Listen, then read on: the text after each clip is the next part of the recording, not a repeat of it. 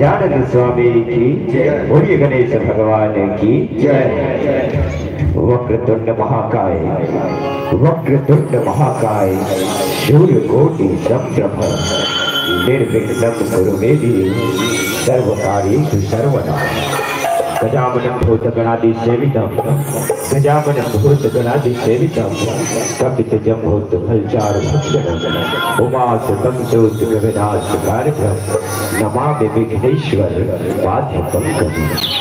गणपति देवता, गणपति देवता भैया लागो तो आज सभा में लाज बचा दियो। पहली पूजा तुर होती चार भुजाधारी, पहली पूजा तुर होते चार भुजाधारी, महिमा दूर अपार है स्वामी, विपदाला प्रभु जी हर ले विमोर।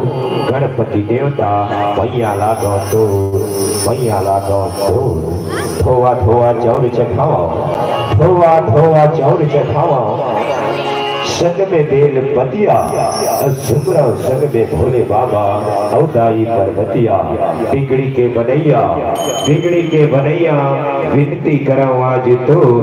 गणपति देवता भैया लागो तोर, भैया लागो तोर, भैया लागो तोर।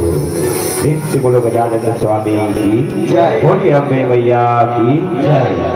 शिंगारी हुई कार्यक्रम के प्रथम सोपान पहली पुष्प जिमा विघ्नहर्ता एक दल गजानन महाराज लंबोदर सुमिरन करें। आयकर पश्चात आप सबला ये पावन मंच की ओर पुनः आकर्षित करे पर जागो। जेमा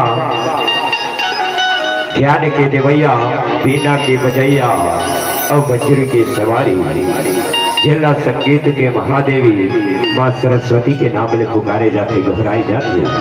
वही माँ सरस्वती की वंदना ला आप सबों के लिए पावन से गायन वादन के माध्यम से ये मंच के संगे सर आप सबोला प्रस्तुत करे के प्रयास करबो। तो लेवाओ माँ सरस्वती के वंदना ला आप सबों के बीच शुद्ध ढगले परोसे के प्रयास करे कर जाबो। बोलिए सरस्वती मैया की जय, सरस्वती मैया की जय, सरस्वती मैया की जय। जय जननी ज्वाला